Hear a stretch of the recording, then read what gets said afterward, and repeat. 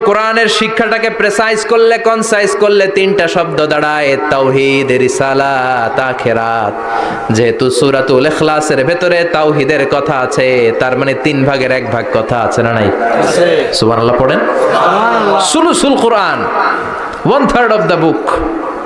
একবার পড়লে 10 পারা, 2 বার পড়লে 20 পারা, 3 বার পড়লে পুরো কোরআনের খতম। কিংবা যে 3টা মেসেজ আল্লাহ দিতে চেয়েছেন পুরো কোরআন দিয়ে, তার একটা এই সূরার ভেতরে আছে না নাই? আছে। চিল্লায় বলেন। আছে। আবার বিশ্বনবী মদিনাতে হিজরতের আগে কোবা পল্লীতে মসজিদ বানালেন, মসজিদে কোবা। হজ করতে গেলে, উমরা করতে গেলে লোকজন এই মসজিদটাতে বড্ড ভিড় করে। কারণ বিশ্বনবী প্রতি শনিবার, প্রতি সপ্তাহের শনিবার এই মসজিদে যেতেন। কি বার? কথা বলেন। এজন্য মদিনাতে গেলে শনিবারে জিয়ারত করা সুন্নাত। প্রতি শনিবারে বিশ্বনবী মসজিদে নববী থেকে হেঁটে হেঁটে হেঁটে হেঁটে এই মসজিদে কুবায় যেতেন। এবং বিশ্বনবী বলেছেন, যারা ঘর থেকে ওযু করে এই মসজিদে কুবায় যে 2 রাকাত নামাজ পড়বে, একটা কবুল উমরা হজের সওয়াব আল্লাহ তার আমলনামায় দিয়ে দিবে। এই মসজিদে, কুবা মসজিদের জন্য বিশ্বনবী একজন ইমাম নির্ধারণ করলেন। ইমাম সাহেবকে বললেন, যাও তুমি নামাজ পড়াও। বিশ্বনবীর অ্যাপয়েন্ট দেয়া ইমাম সাহেব কুবা পল্লীতে যে নামাজ পড়ানো শুরু করলেন। কিন্তু সমস্যা বেড়ে গেল।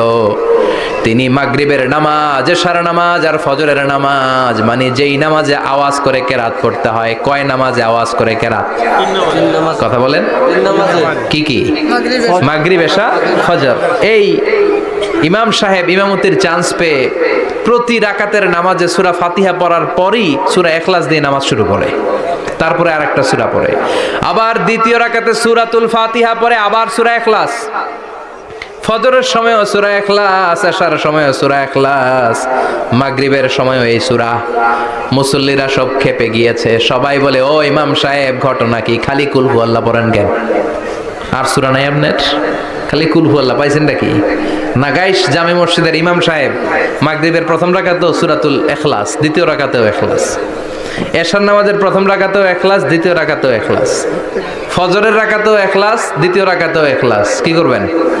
আজকে ইমামের একদিন কি আমার একদিন। পাইছেন কি আপনি? সবাই বলে, আপনি পাইছেন কি?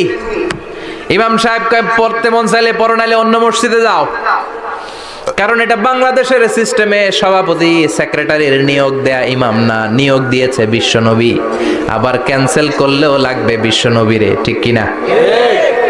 নিয়োগ দিয়েছে বিশ্বনবী, নিয়োগ বাতিল করলেও করবে কে? বিশ্বনবী। মুসল্লির তো কোনো এখতিয়ার নাই। সব মুসল্লিরা মিলে বিশ্বনবীর দরবারে যায়, যে বলে, নবী কি ইমাম সাহেব দিলেন, কুল হু আল্লাহ ছাড়া কিচ্ছু পারে না, খালি কুল হু আল্লাহ। কি এক মুসিবতে আছি। প্রত্যেক নামাজে কুল হু আল্লাহু আহাদ দিয়ে শুরু করে, এরপরে আরেক সূরা পড়ে। ঘটনা কি? বিশ্বনবী বললেন, ইমাম সাহেব রে ডাকো। বিশ্বনবী ইমাম সাহাবীরে বললেন, ও সাহাবী, কেন এই কাজটা করো? তোমার মুসল্লিরা বলে, প্রতি রাকাতে কেন কুল হু আল্লাহ দিয়ে শুরু করো? ঘটনাটা কি? অন্য সূরা পড়ো না কেন? সাহাবী বলে, নবী গো, এই সূরাটারে আমি বড্ড বেশি ভালোবাসি।